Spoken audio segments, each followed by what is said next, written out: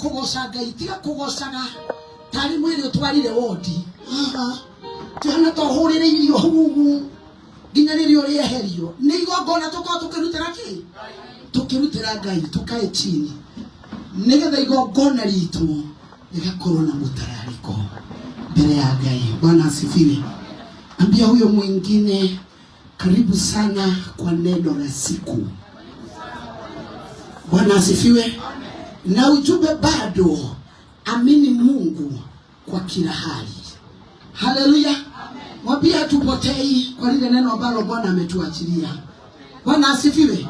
Maana anataka tumwaminie zaidi. Kwa hivyo ni uamini huyu Mungu kwa kila jambo na kwa kila hali ambayo unastahili kuwa ndani yake. Tafadhali jetero mundu wa keyboard na ndaugira ndegocoka gukira. Ogo niguo ndoiga macaria mundu ikare hari hamubatie.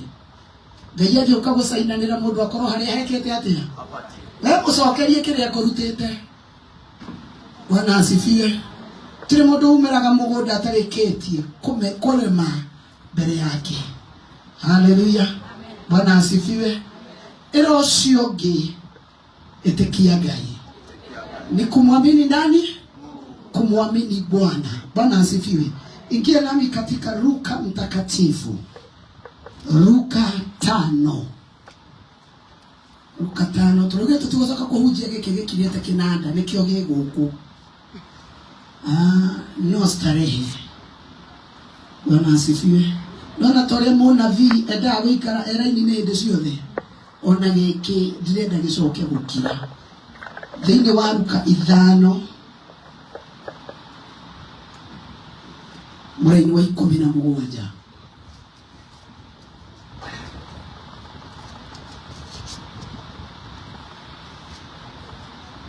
Dominiki ndauga kinanda giakio tikoina turaina ni utwikira thimu itu tia papa ya kahora we connect connect ule fati ku connect.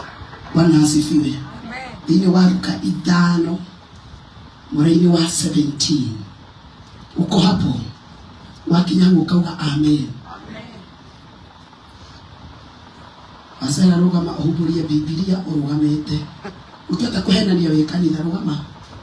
Ego mundu akinya akauga ukahenia nginya ngororete ani fulani onyitete huburia Luka 5 tugire faith in action niwe roka mundu akaruga gyondo ruria atari kuona atekete iburagia akinya uge ameni bikarethi nikyo hende ya ngiri turikaga ria kiugo uria kirenda no tigo kiugaga tureka na tu waikara uge ameni ruhebyo bikarethi. Amen. Abut ngorere irohi na asifiwe. Tunatwara na oro wa faith in action na gwetekia Ngai. Bwana asifiwe. No karoga gwokene ukenete ogatiga kugucia ki iro moto ni turenda wetekio na tweteketie urute wira. Bwana asifiwe. Kiugo kia Ngai neno la Bwana linasema hivi katika Luka 5 mlaini wake ni wa 17. Neno la Bwana linasema hivi: ikawa siku zile mmoja wapo alikuwa akifundisha na Mafarisayo na walimu wa Torati walikuwa wameketi. Mwenye naongelelea hii habari alikuwa akifunza ni Yesu Kristo. Kwa hivyo usiseme ni Paulo ama Elisha, na nena habari za Yesu Kristo. Kwa hivyo huu wakati ndiye alikuwa anafunza. Mafarisayo na walimu wa Torati walikuwa wameketi hapo, waliotoka katika kila kijiji cha Galilaya na Uyahudi na Yerusalemu, na uweza wa Bwana ulikuwapo apate kuponya. Bwana asifiwe. Amen. Wakati huu Yesu alikuwa anafunza, wakati huu Yesu watu walikuwa makutano wengi kwa kila kona. Neno la Bwana linasemaje? Ya kwamba uweza wa Bwana ulikuwapo, haleluya, apate kuponya. Kwa hivyo hakuna wakati Yesu alipungukiwa na ile kazi alikuwa ametumiwa. Hakuna wakati alipungukiwa na ile imani alikuwa amemwaminia baba yake. Bwana asifiwe. Na ndiposa neno la Bwana linasemaje? Alikuwa tayari na ule uweza. Nataka uamini huyu Jehova kwa kila hali. Hata kama utakuwa katikati ya maadui wako, hata kama utakuwa katikati ya mambo inayoonekana kama ni mazito. Maana Yesu mahali alipokuwa, neno la Bwana linasema Mafarisayo na walimu wa Torati walikuwa. Kwa hivyo alikuwa katikati ya watu ambao wamesoma zaidi. Atukinya moyo watu. Haleluya. Watu walikuwa wanataka kusikia chenye anasema. Wengi walikuwa wametoka mpaka kwa kijiji cha Galilaya. Wamekimbia. Wamekuja. Lakini kuna kitu hawakuwa wanajua. Yesu hakuwa anatembea peke yake. Yesu hakuwa anafanya kazi peke yake. Na ndiposa nimekuambia, aminia Mungu, ama amini Mungu kwa kila hali. Bwana asifiwe. Neno la Bwana linasema alikuwa na uweza wa kuponya. Kwa nini upungue? Kwa nini uweza wa Bwana upungue ukiwa katikati ya maadui? Kwa nini kuaminia Mungu mambo yako yote, roho yako ianguke wakati utaona umezingirwa na dhoruba kila mahali? Walimu walikuwa wamekaa pale, watu wakubwa walikuwa, lakini nayo bingu ilijua, we have the mission with our son Jesus. Kwa hivyo bingu ilikuwa tayari kuwa pamoja na yeye, haikumwacha. Bwana asifiwe. Nataka unapoamini Mungu, hakuna mlima hautapanda. Maana huyu Jehova ambaye tumebeba si wa party time. Bedi gayule tu wa party time. Ona mushialia huroka gai tu wa party time. Ako huko. Bwana asifiwe. Sikusema tijua alienda, sasa hakuna Mungu. Kwaja runehede kuwa pio adhirihishe. Wakati huu Yesu hakusikia kama amepungiwa. Hakuna kupungukiwa na imani yake. Maana alijua, I am in the mission. Know your mission. Na wanda kuambia mara baada ya nyingine, sisi ni mabalozi wa kuwakilisha bingu. Tusihaibishe imani, ama imani ambayo tumemwaminia Bwana. Ifike ni kana kwamba wakati ambapo tunapitia kwa magumu, ni kama hii gumu haiko. Bwana asifiwe. Ambaye tunayefuata nyayo zake, hata kama amezingirwa, alikuwa tayari kufanya kazi ya Mungu. Kuanga tayari kwa kila hali. Kusiwe kuna maneno yeyote itafanya upungue kwa imani ya Bwana. Sijui kama ushaijipata kwa hali mpaka unasema, hata nimeona ni kama Mungu haukuangi. Mungu hatebeagi na watu kama hao. Jehova anataka mtu ambaye anayemwaminia kila hali, kila kitu. Kuna wakati nilikuwa nakumbuka, ndio madhabahu haya izaliwe. After 2 months vile ilizaliwa, mama akafanya nini? Yes. Na kuna kitu moja Mungu alinikumbusha. Ilikuwa ombi la mzazi. Hata kama wakati wake utafika, alijua ni nini umebeba. Aliomba Mungu, anataka aone umepanda hiyo kazi mahali Bwana anataka. Na hiyo ilikuwa ombi yake. Hakutaka kwenda kupumzika nikiwa bado sijafanyika chenye Mungu alitaka.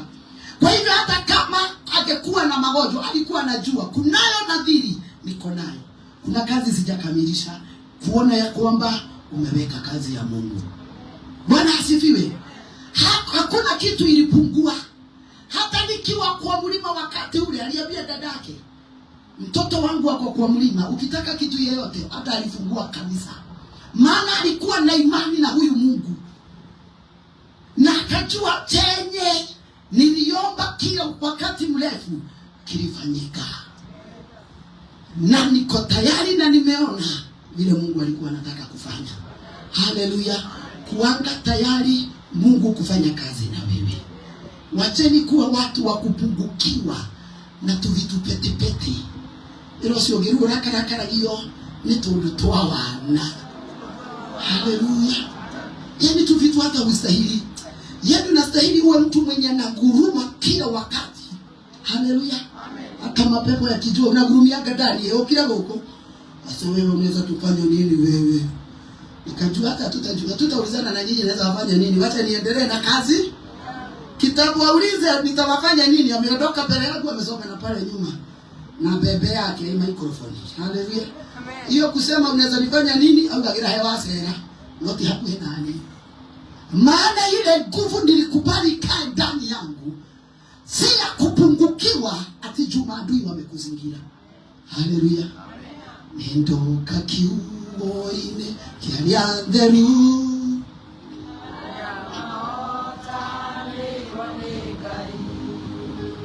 Aya matwite matua kuroga na kiugo kiama na kiao thigu.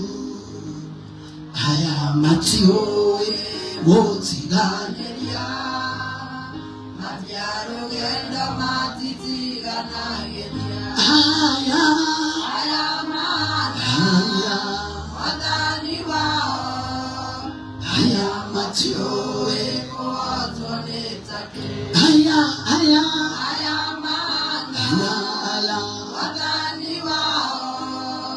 Aya matioe koatwanetake. Shugo siao siaragia shugo deru. Maigagolia gaia lenda kugo. Aya matirio higa kanamuku. Orosiao higerete tayo.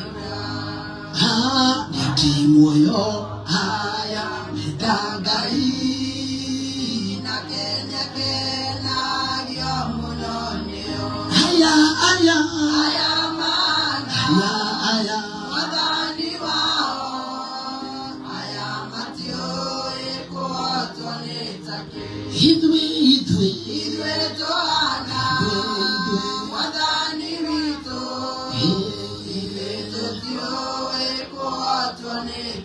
Bwana asifiwe. Haleluya. Unapojua kumfuata huyu Bwana, hakuna kitu itakutoa kwa Mungu. Kama ni shida, na ndiposa neno la Bwana linauliza, ni nini hii inaweza kukutenganisha na upendo wa Jehova? Ni nini hiyo unaweza simama hivi? Upendo ambao umekuwa na Jehova, umeshikana na yeye. Haleluya. Ni maadui, ni kuzungukwa na kila hali ambayo ni ngumu. Kuwa tayari Mungu uliyebeba adhihirike na watu ambao wamekuzingira. Bwana asifiwe. Kwa hivyo wakati huu Yesu hata walitazama hivi, hakuogopa.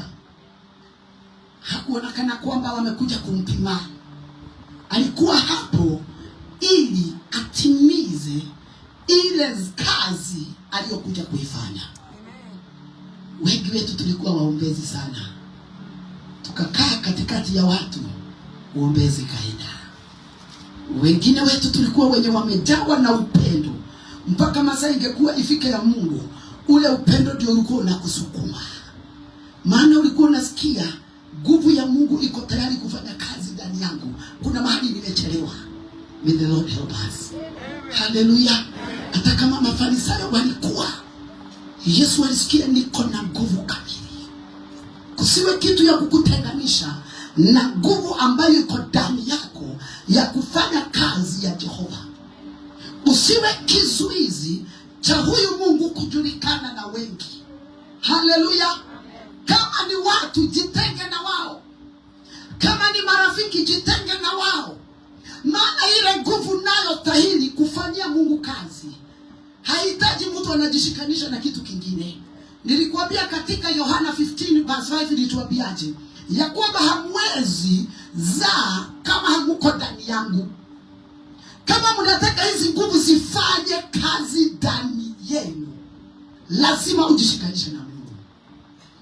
Kama unataka hicho kipawa ambao kilikuwa ndani yako kikatoweka, ni kujishikanisha, ulijishikanisha na watu. Na ndio huwa nasema, tazama mwenye mnatembea na yeye. Bwana anataka urafiki wake. Neno la Bwana linasemaje? Ya kwamba mtazaa mkiwa ndani yangu, jinsi niko ndani yenu, nanyi mkiwa ndani yangu mtaweza kuzaa mazao yaliyo mengi. Na ndio uliona mtu aliyejitenga kwa kumfanyia Mungu kazi, kwa kujitoa kwa hali na mali, kwa kusikiza sauti ya Mungu. Wakati alianza kusikia sauti za wengine, ile kuzaa mazao ikatoweka. Ile nguvu ambayo ilikuwa inamuongoza ikatoweka. Because you depend on people, not in God. Aminia Mungu kila hali. Jehova nataka ujishikanishe. Hallelujah. Ulia ruhoge rutashiaraga rutare thini wa mudhafifu. The same thing. Nguvu za Mungu hazitadhihirika ndani yako kama hautakubali kujiconnect na mwenye hizi nguvu. Because hizi nguvu kuna mahali zinatoka. You cannot deliver people kama haujaunganika na yeye. Na ndiposa huwa anasema kuna meza zingine zinatupasa tuondoke. Yesu ilimbidi atoke kwao wakati miaka ilifika. Na wakati ambapo Bwana anataka kukutumia, huwa hata ule wakati watu wenu wanakuhitaji zaidi, wanajipataga huna masaa yao. Maana chenye kiko ndani yako mwenye hiyo ameweka, ako na wakati wako zaidi, anakuhitaji zaidi. So you never depend on them, you depend on Christ. Unajisikia kila wakati anakuvuta kwake, anakuvuta kwake. Ninataka ufanye hivi, ninataka ufanye hivi, ninataka ufanye hivi. Bwana asifiwe. Na ndiposa nilikwambia watu wengi wakiwa watoto wa kiroho walifanyia Mungu kazi. Maana hizo siku walidepend on God. Wakiwa njiani wakapatana na Mafarisayo na walimu wa Torati. Haleluya. Bwana asifiwe. Wakapatana na walimu wa kuchambua ndoto. Wakapatana na walimu wa kuchambua neno. Haleluya. Wakati walidipendi na wao, ile nguvu ikaondoka. Maana walikosa kumwamini Mungu, wakaamini watu sana. Tegemeo lao halikuwa la Mungu. Hiyo nguvu ambayo uko ndani yako, tiagwetea. Ati akekutea hii nikifika microphone hivi, hata wanajuana. Jaribu kupima ni nani yako juu, nani yako. Wacha nikwambie, wakati utaingia kwa hiyo kipimo cha kupimwa, wamekumaliza. Maana kuna kitu hawajaelewa. Hiyo nguvu yako kuna mahali inafanya nini? Kuna mahali inatoka. Unaona hiyo maono unaonaga kila wakati, kuna mwenye anaifunua. Na ndiposa unaonaga watu wengi wanaanguka because they depend on them. Wanasemaga, mimi sifichagu kila kosea kidogo tu. Ujue sio wewe. Mwenye huwa anafanya hivyo anafanya nini? Yesu nguvu yake ikawa nyingi. Na kasikia hata kama wamenizunguka hapa, ninasikia niko na uweza wa uponyaji. Hata kama wako wengi niko na uweza wa uponyaji.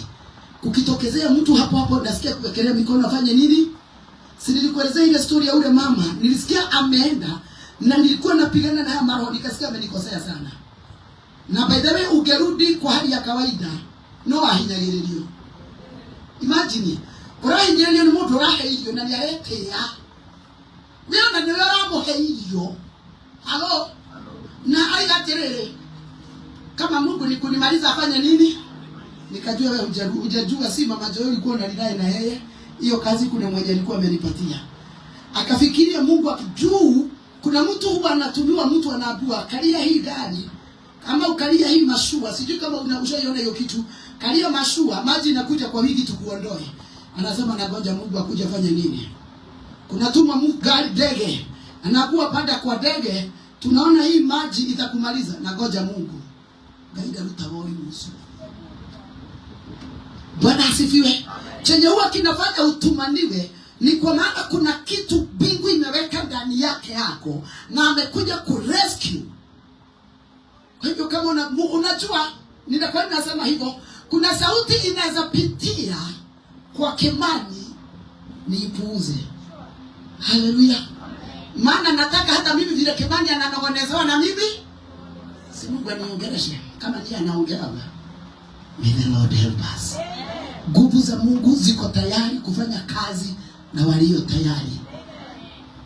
Julia silora mbele, Julia ni korora mbele na kutukata baba. Wacha tuenende mbele. Neno la Mungu linasemaje? Verse 18. Natazama wakaja watu wanamchukua kitandani mtu mwenye kupooza, wakataka kumpeleka ndani na kumweka mbele yake. Verse 19. Hata walipokosa nafasi ya mbele yao, hata walipokosa nafasi ya kumpelekea ndani kwa ajili ya ile kundi la watu, walipanda juu ya dari wakampisha katika matofali ya juu, wakamshusha yeye na kitanda chake katikati ya mbele ya Yesu. Haleluya. Nataka uone Yesu akiwa katikati ya watu, alisikia kuna nguvu ya akona uwezo wa uponyaji. You know it is good to have the discerning spirit. Wakati ambapo bingu inakuattract for something to do it, haukuagi umelala. Haleluya. Na ndiposa nilikuambia mimi Mungu akininenea hata akitumia mtu ninajuaga, lakini nasema ni wewe umeongea, ni sawa. Kama ni wewe hatupishani na sauti, fanya hivi. Hawa watu kumbe Yesu chenye alikuwa anasikia, hawa watu wako nje na kumejaa kila pahali. Bwana asifiwe. Hawa watu wanataka kuingia wapate aliye ndani, na yeye mwenye ako ndani anasikia kuna uweza wa uponyaji. So the communication between Jesus na wenye walikuwa na mgonjwa ilikuwa moja. Halo, kuaminia Mungu kila kitu. Bingu haibahatishi kufanya kazi. Na ndiposa huwa nasema huwezi niondoa mahali nimesikia nisema. Haleluya. Bingu imeshuka, uwezo wa uponyaji uko ndani ya Yesu. Na walio nje wanavutwa na ile nguvu. So walikuwa na imani na Yesu. Na ili wafike, ili imani yao ifanye kazi, faith with action ifanye kazi, lazima wangetafuta njia yeyote ili waweze kufika kwa mwenye amebeba uponyaji. Haleluya. Bwana asifiwe. Maana kwa safari hii ili ufike kwa mwenye uponyaji, mwenye ushauri, mwenye baraka, si rahisi. You must have faith. Lazima uwe na imani na yeye. Lazima umwaminie. Madhagania, wena roho wa madhagania, ukiwa na tashwishi na huyu Yesu, huwezi fika mahali yako. Na ndiposa hawa, ile nguvu ilikuwa ndani, ilikuwa inawavuta. Naye mwenye kuachiliwa hii nguvu alikuwa anasikia. Na kuna kitu moja niliambia kama Mungu anisaidie kabisa. Kile ameweka ndani yangu, mtu akiingia nilikuwa na huo uwezo wa kufanya, nifanye. Kusiwe watu wanasema weka bahasha fulani nilifanya nini? Ili niwatoe kwa hizo kaburi, nataka muweke bahasha ya 70,000. Biblia inasema hivyo. Nilikikia. Haleluya. Mwenye kuachilia uweza na mamlaka na nguvu ako ready. Na hiyo nguvu ndio inavutaka. Ndio ilivuta mtu kutoka Magari. Akapita huko kote, akasikia imani niko nayo na nimesikia, kwa sababu faith come with hearing. Bwana asifiwe. Wakati ambapo ndio uamini lazima usikie. Akasikia akiwa huko. Na wakati alisikia akasema, let me now be in my action. Nitaamka asubuhi na mapema 1:30, 1:40 nilipate mahali pale. Maana ile nguvu iko pale inanivuta ya kunifungua. Haleluya. Lakini huwezi kuwa na huko. Naona mwanangu etolikana. Mwanangu etolikana. Haleluya. Kama uenda Korea bodaini unaambia pastor wetu ni mzuri bado anatukumbuka. Unajua kuna mambo ingine inahitaji ulipe nini? Gharama ya chenye umeamini. Ili Bwana aone ya kwamba huyo mtu hajazoea. Ndio Yesu alikuwa na uwezo wa kunena neno na alikuwa na usemi mkuu na macho yake yalikuwa yanamuona wakiwa pale nje. Usifikire kuna kitu ambayo ilikuwa imefichika kwa Yesu. Lakini aligoja wachukue hatua ili wapande juu. Haleluya. Waondoe matofali. Bado Yesu alikuwa. Nataka uingie kiroho uone hiyo ni imani kiasi gani. Ni kusema ya kwamba hawa watu hawangezuilika na imani waliomwamini Jehova. Hakuna mtu angewaelezea ya kwamba watarudi na mtu wao akiwa kiwete. They believe in God. Si kama wengine wanasemaga ulionyeshwa nini? Mahali Yesu ako lazima ukafanye kadri na vile anakuambia, ili hiyo nguvu iko mahali hapo ikufanyie kazi. Lazima ukubali kufunguliwa kwa kila hali. Unasikia kwamba tika nilo na kamweteo keho. Haleluya. Bwana asifiwe. Washara chukua huyo mpatiane huko nyuma kwa babake mtu moyo. Mpatie. Na kaniambia kana akene na huo kwa hizi. Na dialoga mimi na kiamurulie. Bwana asifiwe. Lazima Yesu agetazama ile imani ambayo ilikuwa na hawa watu ili aonyeshe Mafarisayo. Nafikiria Yesu alikuwa anawafunza tu. Alitaka Wafarisayo wajue, nyinyi mko na tashwishi na mimi. Hamuniamini, nyinyi ndio ni walimu wa Torati. Ndio mmejaa madhihaka kwangu. Hata wengine wakinena kinyume na nyinyi, mimi mnanena na mko hapa ili kunitenga na kila neno. Yesu akanyamaza tu, akataka waone ya kwamba kunao watu wanaoniamini. Wacha wewe nyinyi mmenidharau. Wacha nyinyi mmenibeba hivi kama hukuota. Kunao watu wananiamini. Wewe ndio makuwa wanapatiwa kitu ya dhamana. Ajikuwa soga jiko kama huke. Kuota. Haleluya. Hawa watu walijua dhamana iliyo mahali pale. Watoto Bwana asifiwe. Halo. Wakaamini na wakataka kuquestion Mafarisayo. Kwenda kuwaambia mkoroni. Mnaona chenye mnadharau kiko katika mji. Kuna wenye wanakimbia nje wakuje wapokee chakula cha hapa, maana wamevutwa na hiyo. Lakini wenye wako karibu ni madharau. Haleluya. Ni kuwa na nia bure. Prince Bwana asifiwe. Lazima ujue maana ya Yesu aliyekuokoa. Lazima wenye ambao hawajamini Yesu anafanyanga waone kukupitia. Kuna kitu Mungu niliambia Bwana, wacha watu wa jamii yangu waone kuna Mungu. Na ninataka Bwana kuwe na matendo. Na kugafanyika kitu ama wasikia kitu. Kana maigwe ne muri mumora ya ne mwelete maujia. Hapo ndio walikuwa wanakimbia sana. Hii siku nyingine ni madharau ndogo ndogo. Ukitaka kujua wanaamini kichenye nimebeba, onalia mea hapa na taba talia kwa wapi. Reverend, ukisikia reverend jua tikwenda. Hiyo kitu iko ndani ya huyo reverend ndio inatakiwa ifanye nini? Lakini kwa nini itafanya kazi? Maana sikukubali hata wakati waliongea kinyume, sikukubali kupungua. Haleluya. Lazima uchunge uwezo wa kibingu na nguvu ambayo iko ndani yako. Chunga zaidi. Ona makonya nale. Amini huyo Bwana.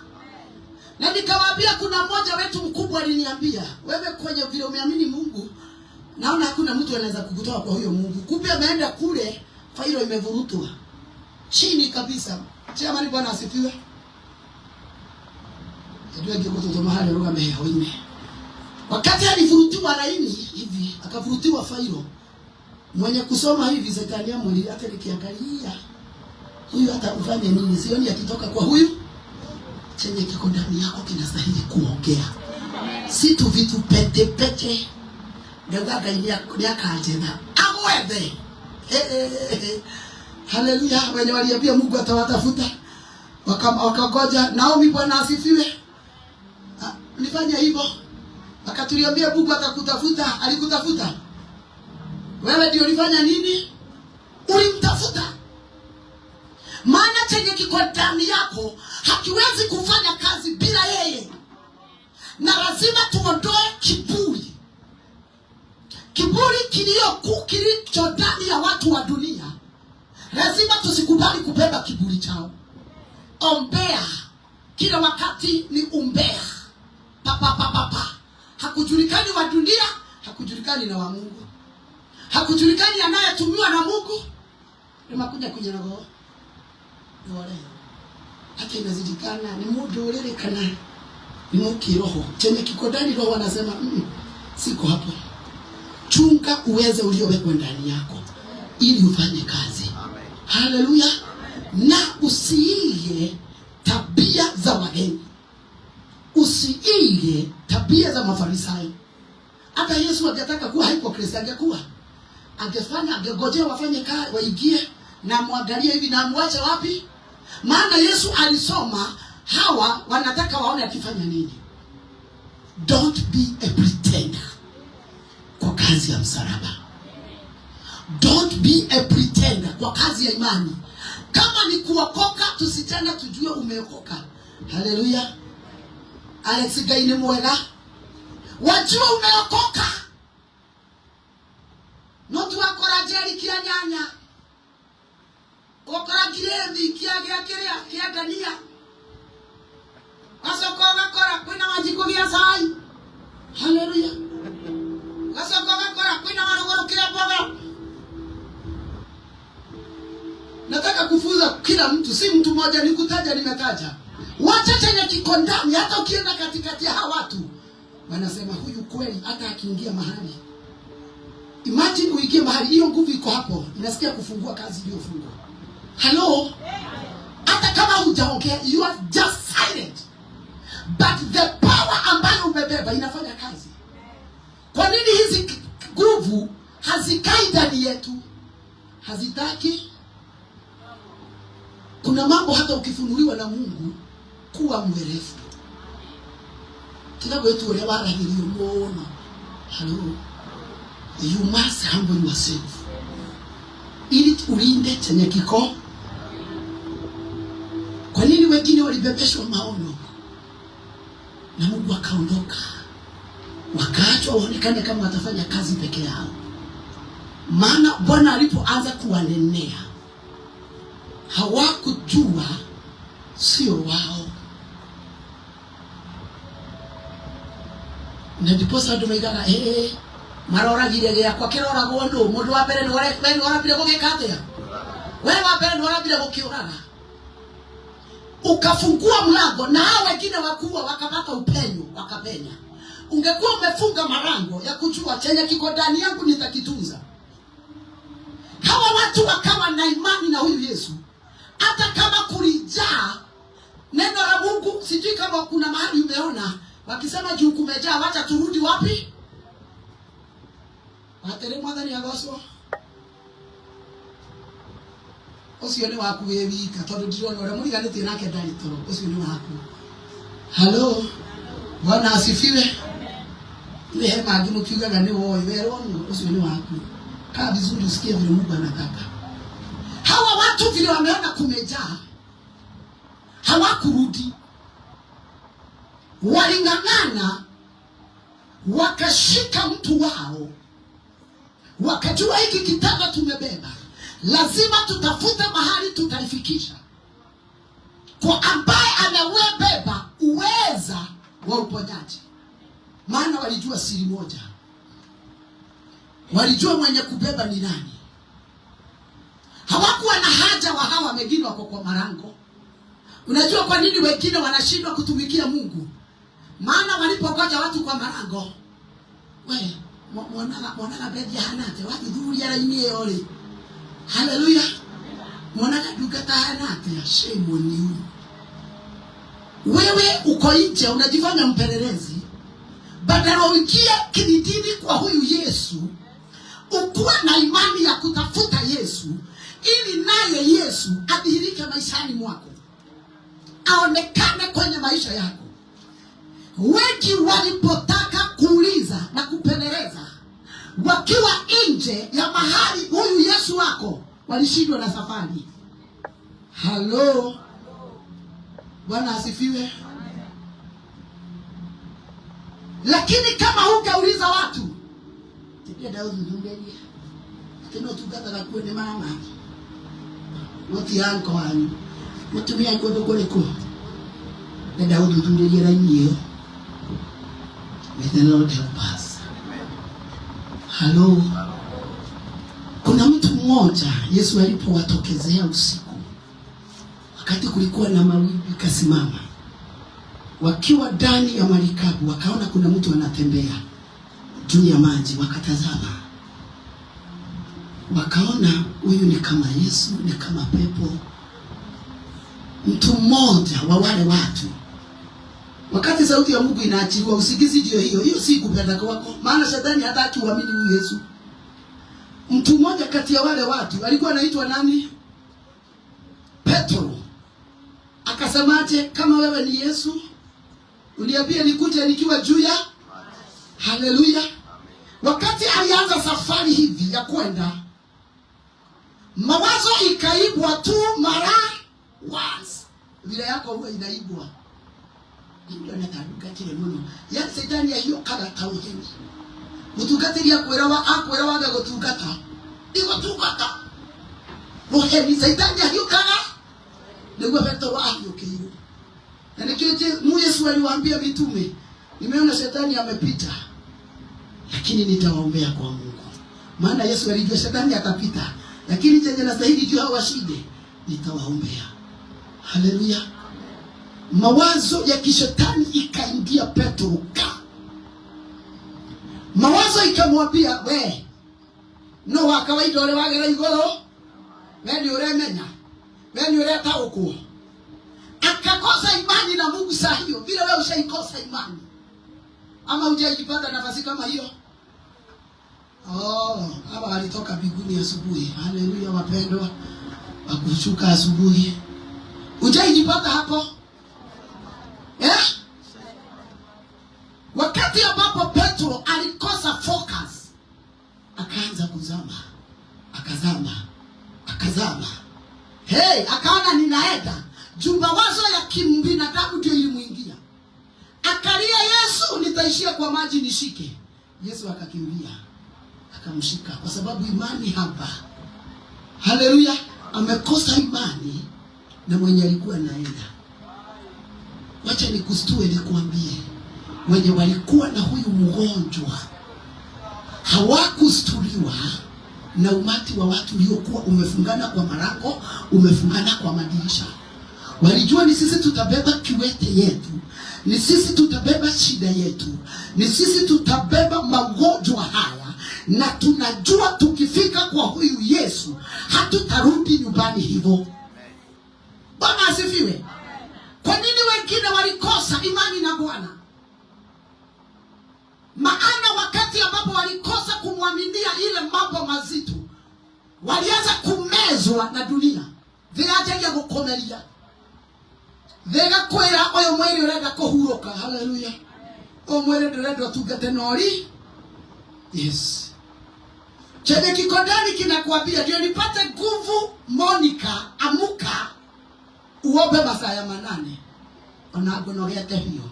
Mtu mwingine wa ndani anakuambia, na vile ulikuwa umebeba damos mzito, katoni mzito, na vile umezunguka kilicho mzima dararara. Lakini chenye kikodani kinadai hiyo nguvu ifanye kazi masaa ya 8. Kunawa na kunakuwa na vikwazo. Ondoa kikwazo kwenye njia yako. Haleluya. Nataka uone mahali tumesoma neno la Bwana limesemaje. Wakati walipotoa matofali, nataka uone the faith these people they have in Christ. Mtu ambaye anayemwamini Bwana, anakiamini Bwana, anajua Mungu ndio aromemarero ni hatare no dikuigirira sponsor ni ukohe bako dikuigirira kimutheri ya gukaga gikarara gikahingurerwo ngakenda. Haleluya. Mtu aliye na imani haangalii hali. Ameni imeenda wapi? Mnataka ile pokea. Haleluya. Ukiwa na imani hutatafuta kishuga mami mahali. Juu unajua kitakulipia nyumba. Na unaenda unadanganya bibi. Gaya dadimete. Na nikishuga mamike. Uchumi kuharibika kutakufanya uamini Mungu zaidi. Na nafikiria hiyo amina sijui nasikia watu watano. Wengine wako wapi? Hello.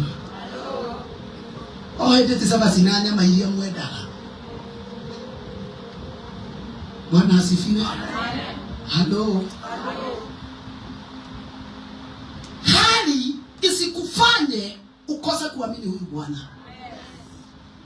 Wingi wa matatizo usionekana kwamba hakuna Mungu. Kuna kitu moja Mungu aliniambia, mama amelala mko kwa maombi ya hii wiki hujamaliza, hakuna usipeane uende umalize. Nikauliza Mungu, na hii kukuamini yako kwani nitaweza?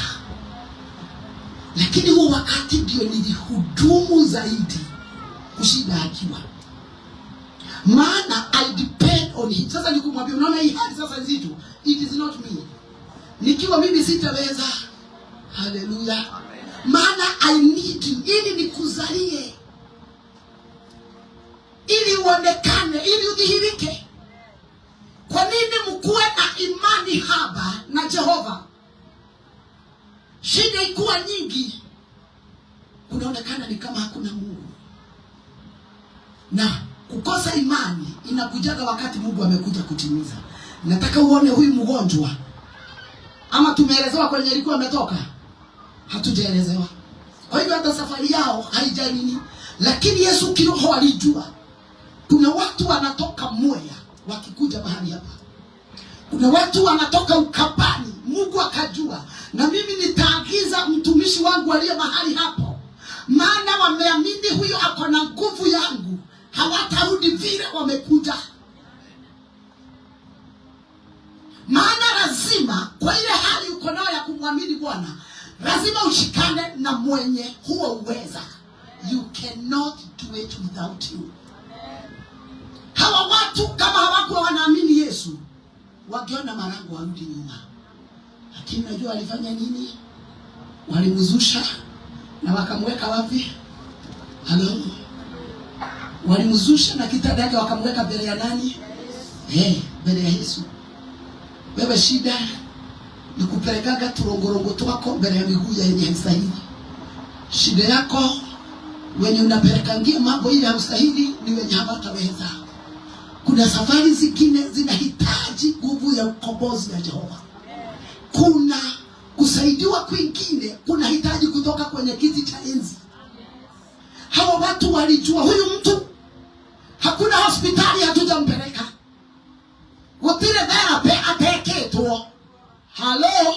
Na ndiposa unaonaga kuna magonjwa. Daktari watibu wafanye kila kitu, wanakwambia soka nako. Na ukipatana na daktari ako na Mungu ndani yake, anakuambia tafuta mtumishi wa Mungu. Na kama anamjua anakuambia na kwa mtumishi fulani. Maana ujuzi wake umefika mwisho akiwa daktari. Nataka uone hawa watu, labda walikuwa wamemtoa wadi fulani, wakaambiwa tumesikia huyo mtu ako mahali fulani, na tunasikia mahali popote ako na uweza wa uponyaji.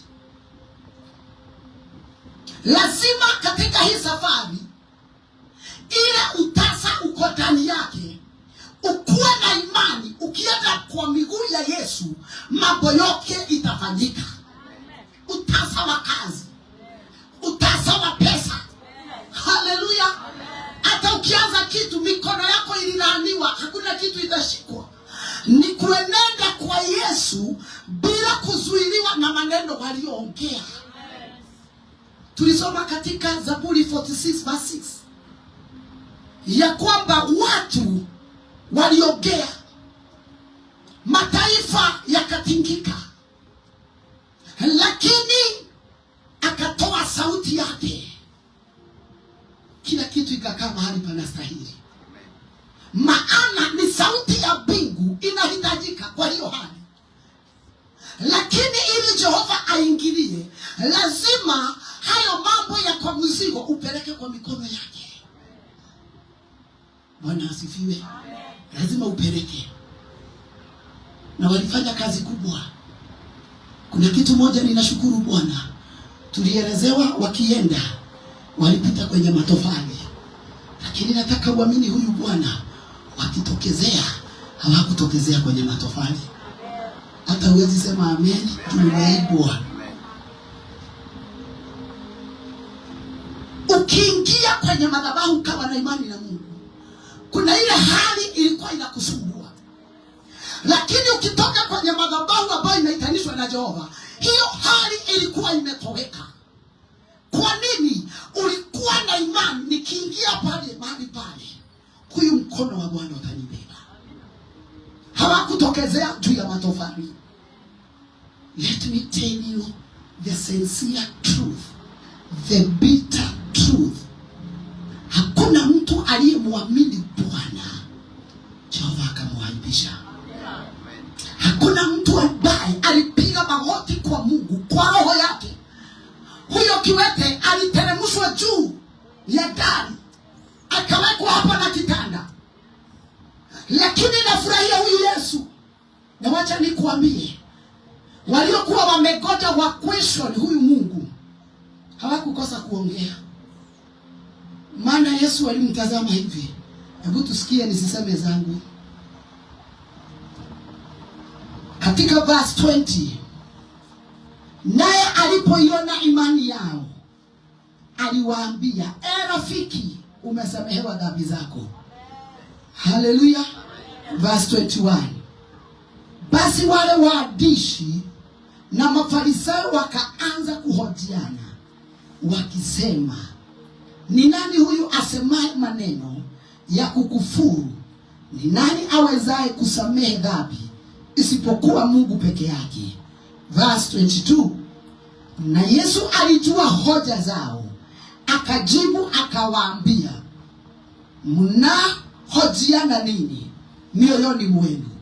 Lililo jepesi ni lipi? Kusema umesamehewa dhambi zako, au kusema ondoka uende? Verse 24, lakini mpate kujua ya kwamba Mwana wa Adamu anayo amri duniani ya kusamehe dhambi. Alimwambia yule mwenye kupooza na kuambia, ondoka, ujitwike kitanda chako, ukaende zako nyumbani kwako. Halo. Yesu akitamka haya maneno, alitaka wajue wanayemdharau, wanayemuona ni bure, wanayeona yani wakimpima hivi wanashindwa huyu hii. Alitaka wajue amebeba uweza wa kuondolea watu dhambi. Maana alijua wakati ukifika wangu wa kwenda kwa msalaba, I'll do it in action. For now I'm speaking with the authority and the faith I have from my God. Sasa alikuwa anaongea na authority na imani, na alijua amebeba. Lakini hao hawakujua nani amebeba msamaha ya watu. Na akawauliza, lepesi ni gani? Maana hata wakati unapo kazana kukimbilia uponyaji wako, hautakosa wengine huku wanakuambia urabie karekoe kauka fundida hiyo kwa. Kuna mtu mmoja alisema ati unaona mtu anafuata mama na legoro ya muhinge ile itora hideyo umaideyo. Maana si mama anafuatwa, ni Yesu anafuatwa. Haleluya. Ukifuata mtu ataondolewa kwako, lakini huwezi ondoa Yesu niliyebeba hata kama uko na pesa ngapi. Mungu alitaka kumuonyesha sio yeye amefuatwa, maana nguvu na uweza na mamlaka Mungu anawekanga mahali anataka. Halo. Na anatumia mwenye anataka. Yule mwanamke Msamaria, Yesu alitaka kumtumia as an evangelist, to be evangelist wa kwanza, kusamehewa na kutuma kwenye kazi ya Mungu. Bwana asifiwe. Wenye walikuwa wamemuona na njia nyingine, wakaona mtu anaye tangaza, kujeni muone. Maana ukienda karibu na Yesu, ufike miguuni mwa Yesu, hautoki vile uliingia. Huyu mama alienda akiwa mzinifu. Bwana asifiwe. Alienda akiwa mtu ambaye amefungwa, lakini akitoka hapo alikuwa amefunguliwa na akaanza kupeana habari njema aliyoipokea. Huwezi kaa chini ya msalaba na uwe mtu wa kawaida. Lazima kutakuwa na nguvu zingine tofauti na za wengine. Na hapo ndio mtihani inakuanga. Hapo ndio wengi wanakosa mtihani, wanakosa kuwa na imani na huyu Bwana. Ati ndio daruta hiyo, daruta hii. Nikijitoa kabisa nitajitoa. Kama wewe ni wa kujitoa, hata ukae miaka 70, utajipata roho kawe na miaka 65. Tono wale ile kuharakisha tena sege, wewe hode tena. Otugata mahindi makanaji awekatea. Kaza iterera Biblia. Na sasa hiyo uko hivi, unastahili ndio umekaa chini. Umeanza sasa kulani watu. Sasa hiyo ndio maana ulilea. Bwana asifiwe. Lakini katika njia ulipatana na vikwazo mingi.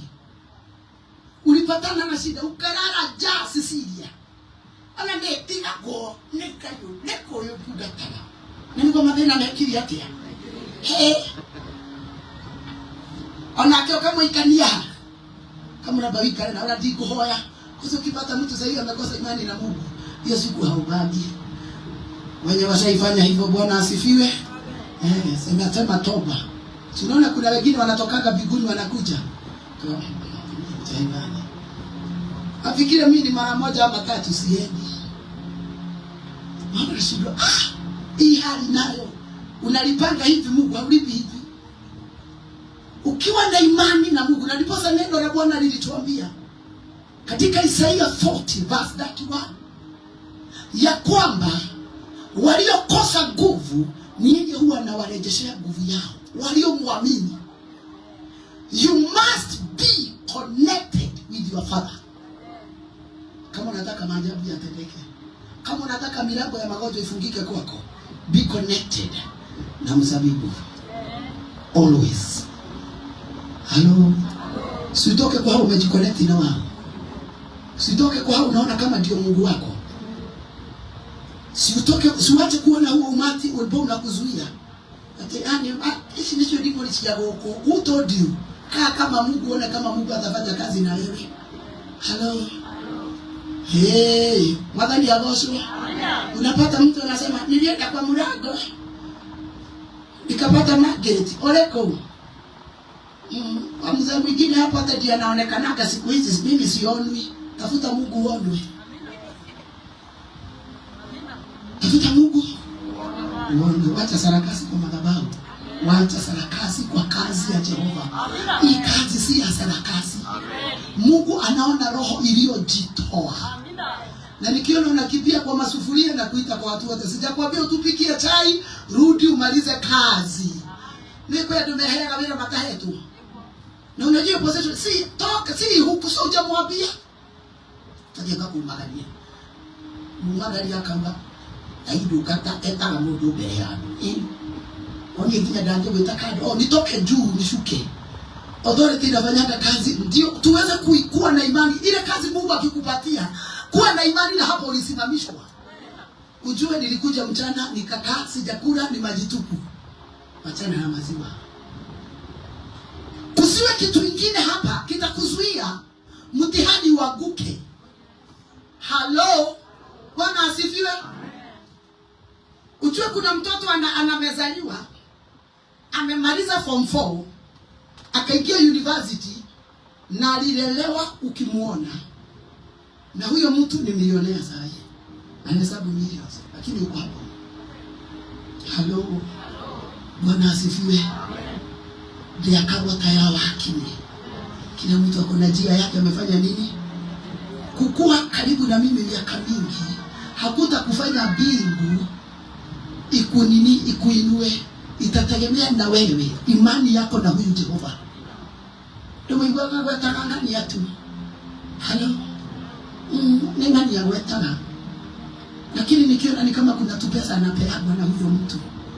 Ikazi ya msalaba kama uko na sauti ya kibigu yezi fanywa hivyo.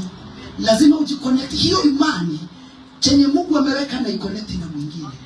Kama uko karibu na mtu analala, mwambie huku lala kesha na unalala. Muamshe. Amsha huyo. Mwambie huku lala kesha. Tafadhali uchekelea tu ukiweza. Kama unaona hapo good, huyo ametimiza. Kila mtu akula hapa kesha na analala. Ambia tutiane nguvu. Kuwe na imani. Majosi badina uvekele mundu walile. Bwana asifiwe. Hawa watu hawakuzuiliwa na halaiki ya watu. Ile mambo umebeba, nataka uwe na imani na aliyekuongoza kumfuata. Bwana asifiwe. Nilielezea watu hapa na nitakuelezea hata wewe. Wakati kuku inalea vifaranga vikiwa ndogo, ikiona kuna shida, maana hizi vifaranga zinaamini mama yao, haziendagi mbali. Kuna ile sauti zinajuaga mama yao kuna uhatari. Halo? Na zikianza kukua, kuna hakukazaji kichwa ngumu, kifaranga inashindwa, unashindwa ukituambia netogi mali. Hawa wengine wako tu hapo wanajua au matire mara agimara Alex. Hao wako sawa kuambiwa. Si wale wanasemaga nafanya vile nataka. Hao ni vifaranga vya chongo. Hii inajifanya haikai karibu na mama, inaenda na hapo. Mama anajaribu keke. Ona ile lwege kulia.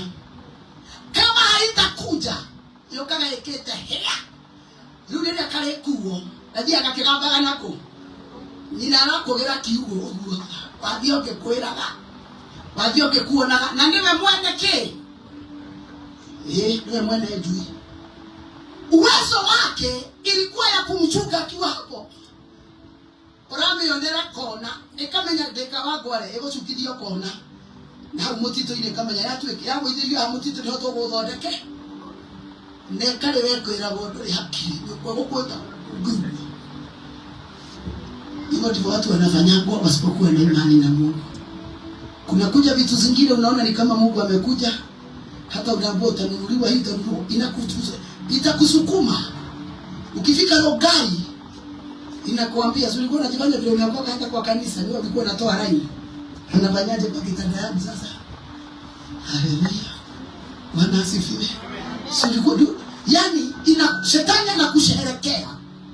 Lakini unakumbuka kuna sauti nilisikia mwenye alikuwa ananichunga akiniambia, ole wako kama huna imani na mwenye nakuchunga, ole wako. Maana wakati utabebwa. Sijui uliona wakati ambapo kulikuwa na maji mingi.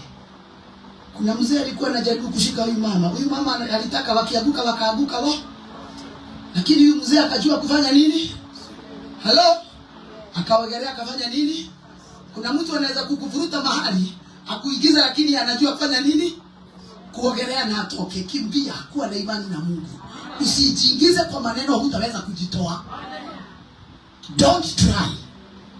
Kuwa na imani na Mungu. Aminia Mungu uzao wako. Aminia Mungu mambo yako. Usitazame kizuizi kingine chochote. Focus on God only. Focus. Hallelujah.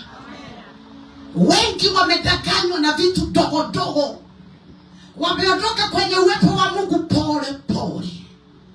unakuja unanenewa, bado unaondoka kwa upepo wa Mungu. Ile imani ulikuwa nayo ukagao na Ngai ndendaga bana gwa badali hiyo nyumba mieriere nikusoka kwa Ngai niguhera.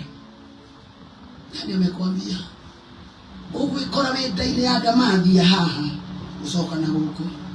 Sasa umefinywa, umeisha. Maana uliweka tumaini lako, nitafanywa hivi, nitarudi kwa Bwana. Ukiwa kwa hiyo njia ukaishia kwa njia. May the God help us. Imani yetu tuiweke kwa Yesu. Hawa watu walibeba mgonjwa wao, hawakurudia kwa njia. Walimwaminia Mungu kila hali. Walijua hii mambo nimebeba, naipeleka kwenye nyayo za Yesu. Hakuna vile Bwana atakutazama kaona ile imani umemwamini ya kuacha. Halo. Gaino anine itora igima ni todo wa mundu umwe yu akona imani na yeye. Elijah alijaribu kuwaongelesha wakusikia. Alisema na ndiposa mjue kuna Mungu, nimefunga mbingu. Maana alikuwa na authority na funguo. Miaka 3 na nusu mtanitafuta. Maana alikuwa na imani na huyu Mungu. Usidharau kuwa na imani na Mungu. Usidharau kumwamini Mungu. Unaweza kuwa kuna shida unaiendea na uko kwa kutengenezwa na Mungu. Jehova akiona ndio huyu ako mwaka wa 5, nitakuja nimkomboe. Wana wa Israeli walilia kilio wakiwa Misri na wakachelewa. Maana Abraham alikuwa ameambiwa uzao wako utakaa 400 years. Ikapita na 30 years. Na hata wakati walitolewa kule wakiwa jiani bado Bwana hakuwa akae na wao for 40 years. Alikuwa waende na yeye moja kwa moja. Wenye walikosa imani na yeye walikufia jiani.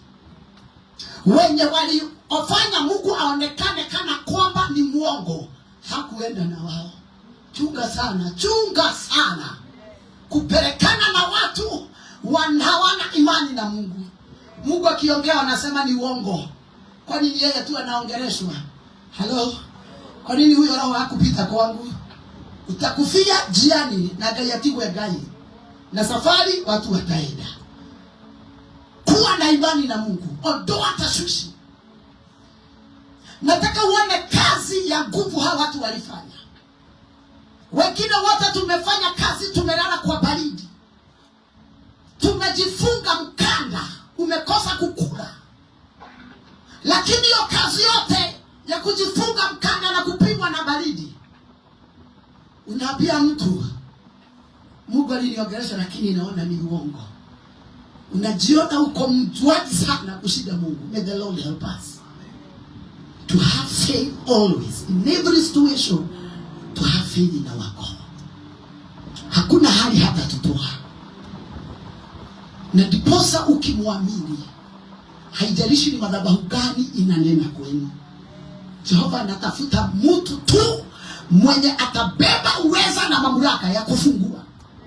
Jehova anatafuta mtu atakuwa na imani na yeye ya kuangusha miungu ya kwao na itatii.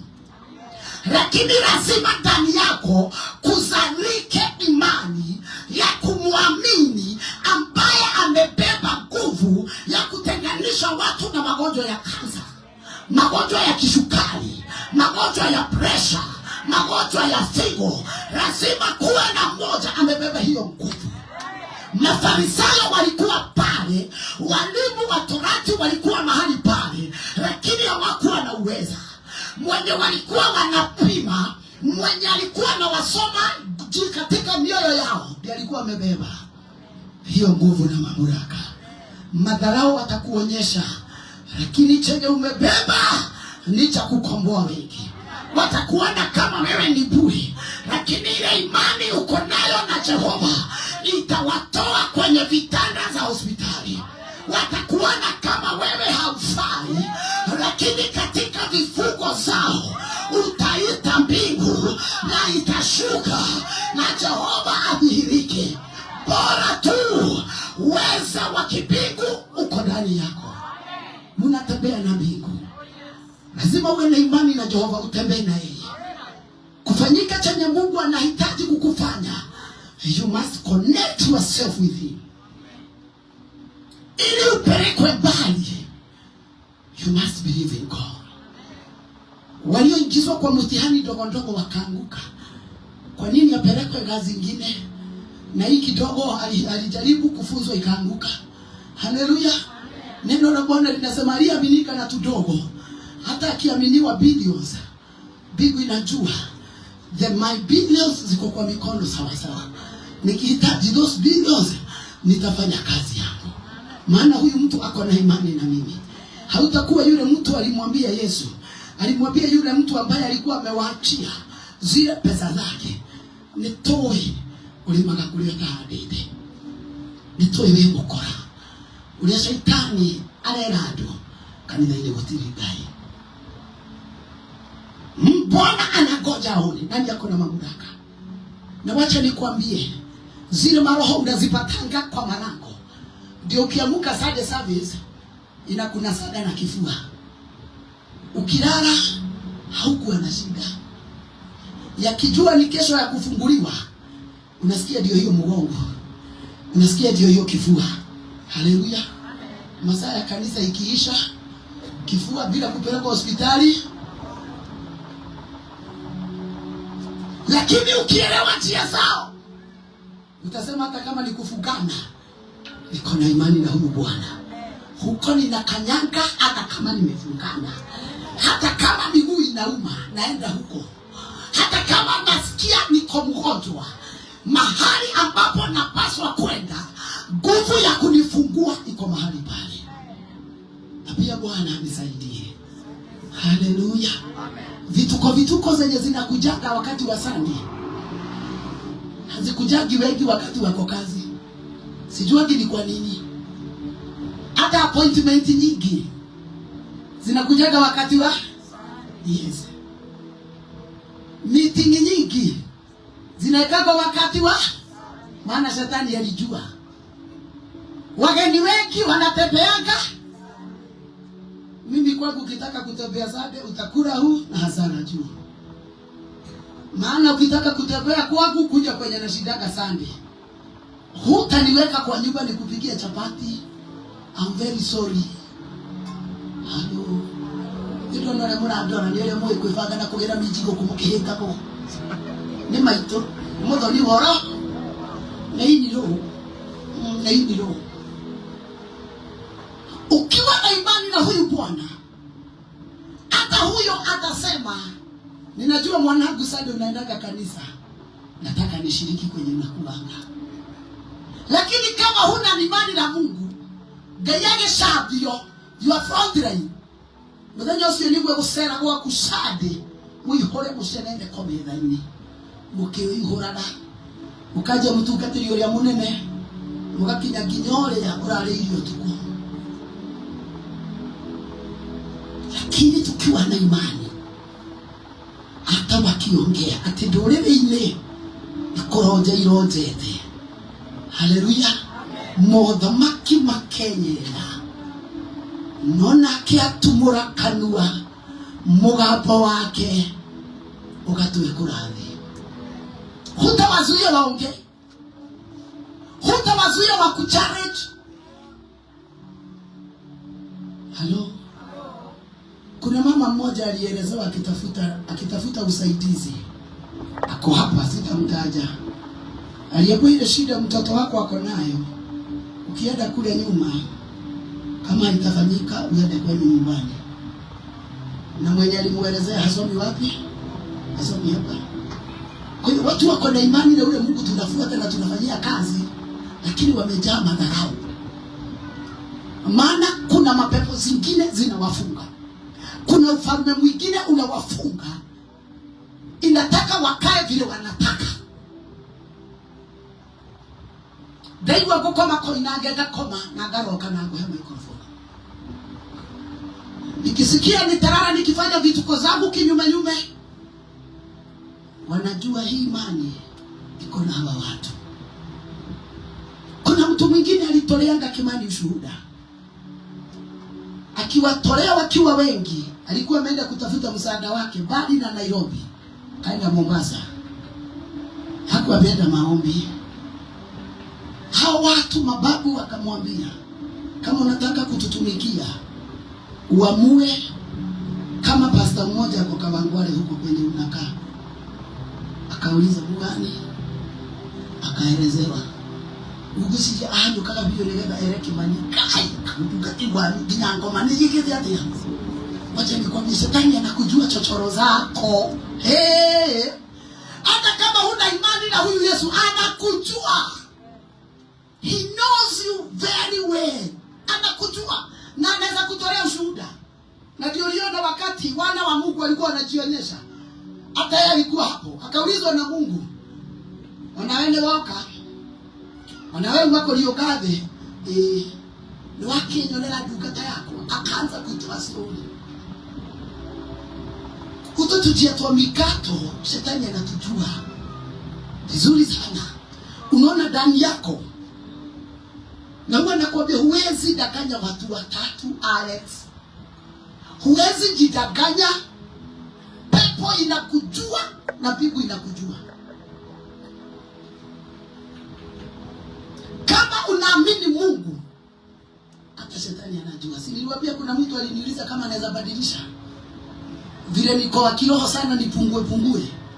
Nikajua alienda na akatolewa faili akaambia tuachane tu na huyu, jichunge na yeye. Na kweli alijichunga na mimi mpaka leo. Imani ambayo uko nayo ndani yako itafanya mambo makubwa. Ukiingia kwenu ile shida iko huko, inastahili iyayuke. Because you are connected with Jehovah. Chenye unahitaji ni hizo nguvu ama mahitaji yako uyapeleke kwenye anastahili. Wengi tuko na masana, huwa nakwambia mengi sana ya TikTok. Lakini mtu atatoka kwa hiyo TikTok kama hajaomba hadi utaamuka amelala na anajidanganya ataamuka asubuhi. Mubarikiwe wenye mko na tuturu, muradhi mwabi na muhoe biyo mwe na tuturu. Na gaya kamo he taisi odwada gudere ha. Gaya kamo he si akachi. Ndio mukaki mana kusihodera. Ashukuriwe Mungu ambaye bado anataka mubodaboda mubonyeshe. Halo, waponyeshaji, Bwana asifiwe. Amen. Na usikawahi kosa kuitoa kwa watu, maana Bwana anajua ukiwa nayo ndio utamtafuta zaidi. Yes. Tukiingia kwa game hata neno lisahaulika. Kwa hivyo usijione unaponyesha ati atenita kwa mbele yako. Kakipigwa unafanya hivyo. Maranya. Halo. Ishike vizuri, maana wakati huo Bwana anataka mjuane na yeye. Kuna evangelist mkubwa sana alisema hata hazitumiangi. Hakuna akitaka kuingia kwa simu ndio anahakisha. Shetani alijua imani tulio nayo ndani ya Mungu. Akaconnect watu na hizi simu. Kuna akinya mundu muhonoki ahegwa ni mundu ethaga kirwimbo agagikia handu akuona mutumia morogi mutumia wa mithaiga na anaweka kwa laini yake, maana anajua kwa WhatsApp yake onyagweho kama uweho. Umekosa kuwa na imani ya Mungu, umetafuta nyimbo za damano. Usio wako noro wakea digotora demoko baga nisiro wanaiba demano. Uria muranyo no mutheti go mukanyo na rocio tika yura kwareria urimo. Umekosa sasa imani na Mungu, umeilai sasa na watu. Tusimu uko nayo. Na usikawahi ona mtu mbaya mwenye ako addicted na simu, ameamini simu ushinda Mungu. Ikipotea heri atafuta ya mkopo. Hello. My sister, Bwana asifiwe. Unaweza kaa bila simu? Jipigie makofi. Bwana asifiwe. Wengine hata atadanganya kitu gende anunue.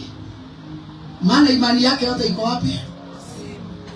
Kukifika Sunday Hali Biblia yako aliwa ekago. Soko kama nyanya mwafundithio kahukuria lakini kila libai ukatanoe aguthukagira mundu takigunukia. Hata anaweza kukuuliza kitu na uko tayari. Sasa hiyo ndio unafanya hivi.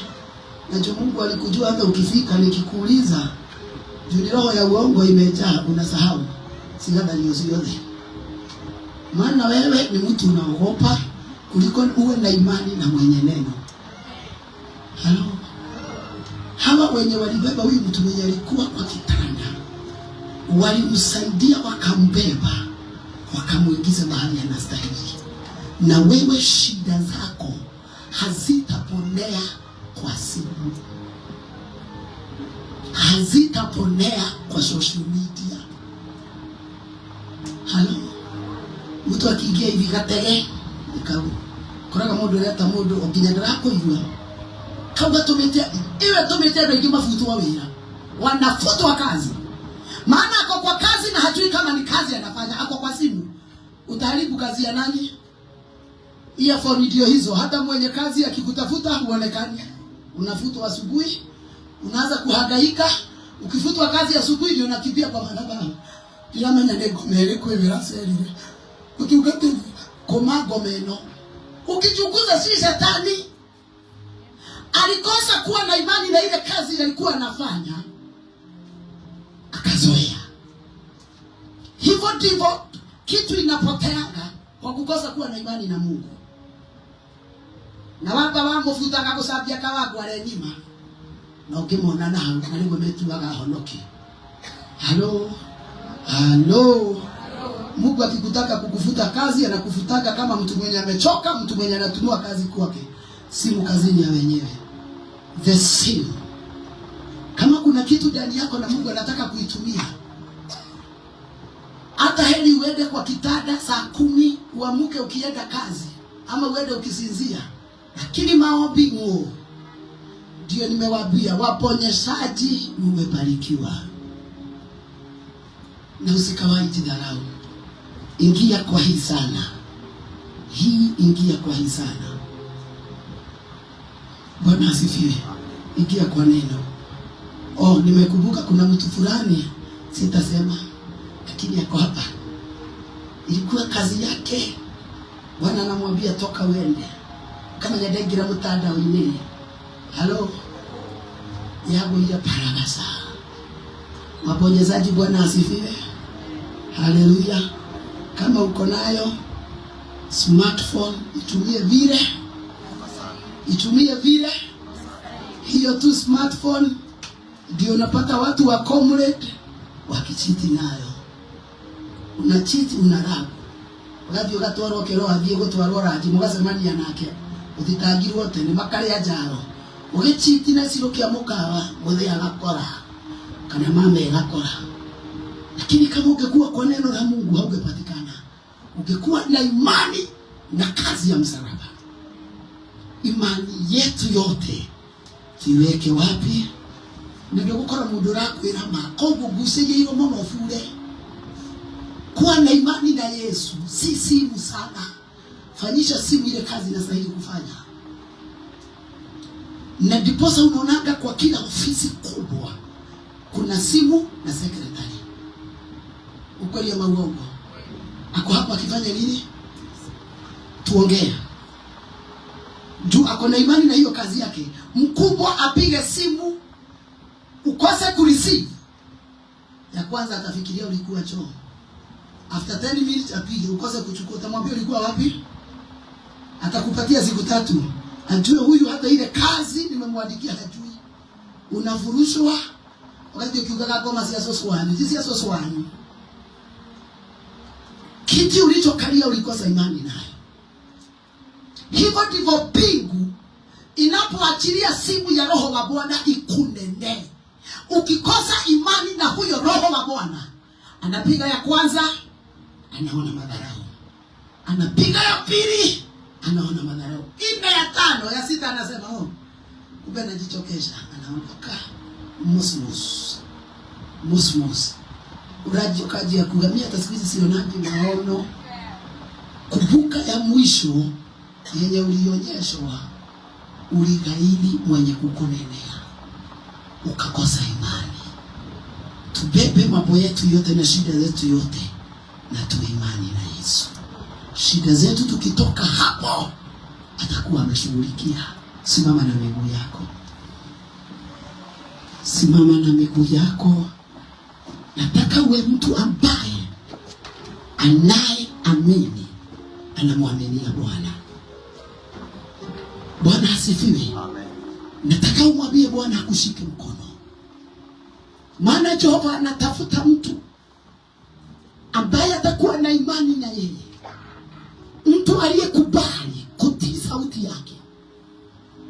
Maana ukiwa na imani na Yesu, hakuna kitu hataweka kwa mikono yako. Hakuna, as long as Bwana anajua huyu ananiamini.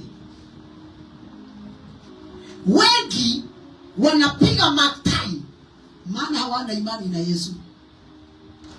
Wako kwa Yesu mwezi moja, mwezi wa tatu wako nje, wako dunia, maikuletia maigo weka biu. Kama ndio leo kama loko. Haleluya. Wewe hamenya mundu ambiriji miraka ni dhaine ni agokira. Lakini walio na imani na Bwana anaona at the appointed time lazima bigu itaonekana. Lakini ukikosa imani na Mungu utajitafutia kando, na Mungu hatakuwa hapo. Tukaba kosa muka mweli obwere daso karuga tano ngaki tuyitida. Waigire no wanyitida na ya jaka na mweli thali asia thesi itura. Ume othiguine wage gwetikia Ngai uyo twi nake. Bwana asifiwe. Uthiuruki ohore kwero ohore ime ukame mwatu kaguma gorojera thabia leo. Niliwaambia mambo ya kupanga, hiyo ni kutokuwa na imani. Usifanye vituko alafu kuja ukimbie. Maana umekuja kuhutubu nini na huko na imani na huyu Yesu. Yule mama mtoto mpotevu hakuona kama mali yake iko sawa ikiwa kwa mikono ya baba. Akaona ametosha, na baba alijua huyu hajatosha. Haleluya. Amen. Akapewa akaenda. Wakati ziliisha na alikosa imani na nyumba yao na baba yao, Mungu akaachilia kwanza akule na nguruwe vizuri ateseke. Mungu akijua kurudie ni amenyaga ne wageta imani nani unapitia kwa kamwana, unasema hapa nikipita ni haleluya. Na mtu kama ameraba mchanga, nilimwambia ndio bobozaya inakuaga juu. Lakini hakuna kwa kai kama hakuna mchanga hana imani. Lakini wakati ameona kwenye alienda kujichanganya kumegonga mawe, anakuwa na imani. Tusitoke kwa huyu Yesu. Hata kama kuna vizuizi za mapepo, hata kama kuna sauti za mapepo, ambia shetani ninajua sauti ya baba yangu. Hiyo sauti inaniambia nisiende kwa madhabahu. Imagine ati niambie Mungu alikwambia usikuje kwa madhabahu na ni kwake. Huyo ni Mungu. Aranyumere yiliyoguo. Wasa itaginja Saitani ndio mgambo wake. Wakati ulikosa imani na Mungu, kaza sasa kufanya kazi na familiar spirit. Because those they are familiar spirit. Familia ndio zinatokezeanga watu wakikosa imani na Mungu. Na familia zinaongeaga unasikia ni kama ni roho wa Mungu, but they are familia. Zitakudanganya. Zitakuingiza kwenye mtego. Na unasema nilisikia kabisa. Na hizo ndizo zinapatanga mtu. Zinamwambia chukua kamba, anachukua. Enda ujinyoge. Na anasema kabisa, kwa nini ukiabua ujinyoge unakimbia kuambia pastor nisikia roho inaniambia ni jinyoge. Nogetie waga mtu hajo kaka kuga jeru gadalia na kile. Usemi hiyo. Juu hata hiyo roho inaogopa ukufe. Ufanye kazi na yeye. Kuwa na imani na Yesu. Na ukiwa na imani na Yesu, familiar spirit hazita kuengage na wewe. Lakini ukikosa kusikia roho wa Mungu, they are those a lot of familiar. They speak to you. Hata zitakuongelesha. Hata zitakwambia Mungu amekuacha, na ukitazama hata zitakwambia saa nyingine utakufa. Hata sitakwambia usijaribu kwenda kanisa juu ukienda kanisa wanito mtugatele anyiteta gedano ako godera. Hallelujah. Familiar spirit. No kerado niliga na ameshika shoka akiniua because the time ambayo ulikosa faith in action, hayo maroho ndio huwa sasa zinakufanyia kazi. But for us, may the Lord help us. Tukiwa na imani na Mungu, hata those familiars zitaogopa kutukaribia. Hallelujah. Saitani onaga hana tamwaki. Akijaribu kukaribia naona hii ni moto inawaka.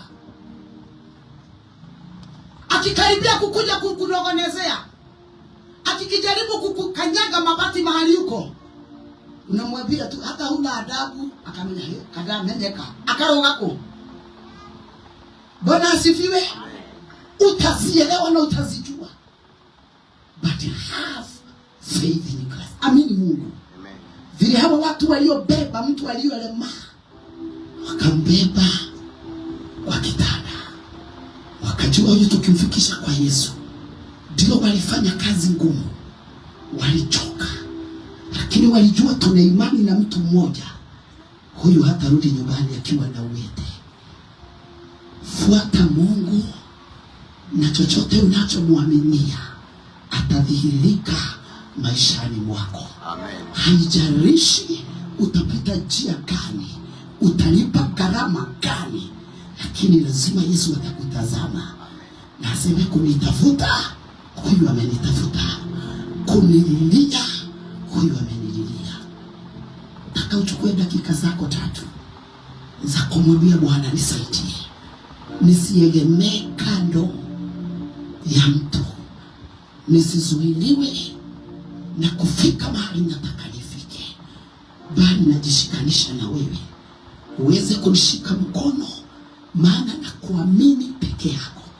Ile ugonjwa uko ndani yangu, ile maisha magumu ninapitia, kwa waganga sitaponea, kwa wazee wa mti sitaponea. Imani yangu najishikanisha na kwako. Najua nitatoka mbele zako nikiwa mshindi. Nishike kono Bwana, nishike kono, nishike kono Bwana, nishike Bwana, nishike kono Bwana, nishike kono Yesu.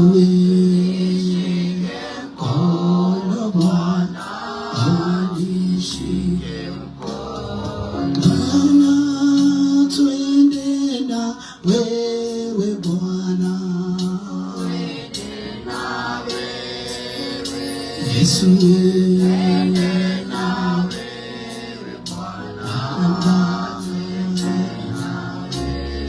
maana siwezi bila wewe, Yesu, bila wewe siwezi. Mimi ni wako Bwana, Yesu, mimi ni wako Bwana, mimi ni wako, wewe ni wako Bwana, wewe ni wako Yesu, wewe ni wako Bwana, wewe ni wako Yahweh, nakuhitaji Bwana, nakuhitaji Yesu, nakuhitaji Bwana, nakuhitaji, siwezi bila wewe, siwezi Bwana, Yesu, siwezi bila wewe, siwezi Bwana,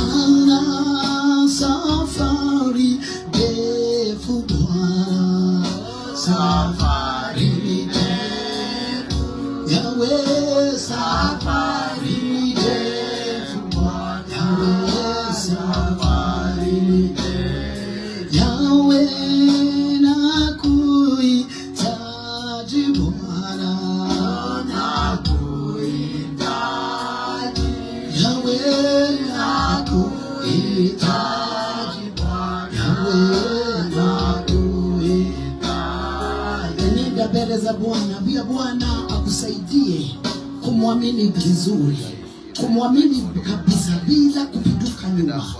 Kwenye ulikuwa umeanza kupinduka nyuma, mwambie Bwana nisaidie, sitaweza hii safari. Ukiniacha Bwana nitaisha, ukiniacha nitajuta. Kuwa na imani na huyu Bwana.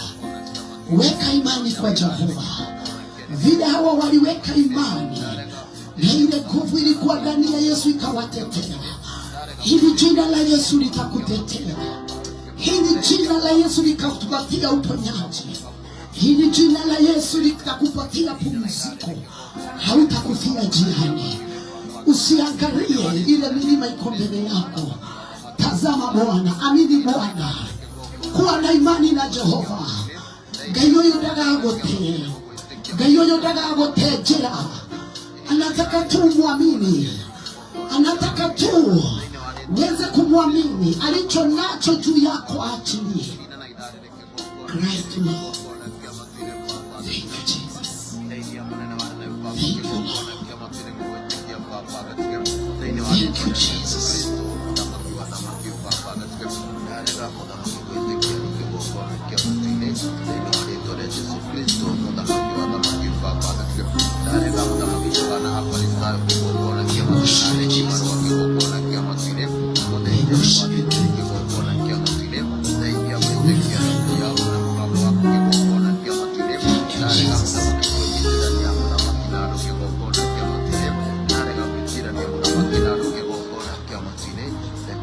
Tunakuamini wewe uliye baba yetu. Hakuna Mungu mwingine kama wewe. Mioyo yetu mara nyingi Bwana imekosa kukuamini. Mchana wa leo unataka tukuamini zaidi. Vile hawa watu walibebana na mgonjwa wao, na wakitoka mahali walitoka walikuwa na imani moja ya kwamba haijalishi ya kwamba zile njia watapitia, lakini walijua wakifika kwako Bwana, mgonjwa wao atanyanyuka na atoke kwa kitanda. Ni asante ni kwa sababu yaliyotendeka ili tuweze kusoma, ili tuwe na imani zaidi na wewe. Walipoleta mgonjwa wakapata kwa marango kumejaa, hakungekuwa na watu wa kuwapisha wapite. Baba yetu na Mungu wetu, watu wako zile njia wanapitia, kunazo mitego nyingi, kunazo roho nyingi, zingine zinajifananisha, zingine za kuwakosesha nguvu ili washindwe na kukuamini. Wengine wamerudi nyuma, wengine wametafuta njia za kando, lakini umetuambia siku ya leo, shida zetu zote Jehova tuzilete kwako, maana kukuamini wewe kupitia jina lako Yesu mambo makubwa yanatendeka. Mawazo haya yatakazwe na wewe ili yapokee nguvu mpya ya kuendelea. Mawazo haya na yashikanisha na ile sauti umeachilia, ili vinywa vyao viko tayari kupokea na kufanya kadri na wewe, kwa sababu wewe si mdeni wa lile neno umenena. Wewe si mdeni wa sauti yako. Umetuambia tukue na imani na wewe, ili mambo yote tunapoyaleta tusiwe na shaka. At the appointed time Jehovah, lazima mambo yote yatafanyika. At the appointed time our Savior, utakuja na utaokoa watu wako walio na imani ndogo, na washikanisha na imani ya kibingu. Walioonekana ni kama unaongea uongo, natangaza ya kwamba Baba yangu, wewe ni mkweli wa imani, wewe ni mkweli wa maneno. Chochote unachoahidi Jehova unakuja na unatenda. Wewe ndiye unatengeneza njia hata kama hakuna njia.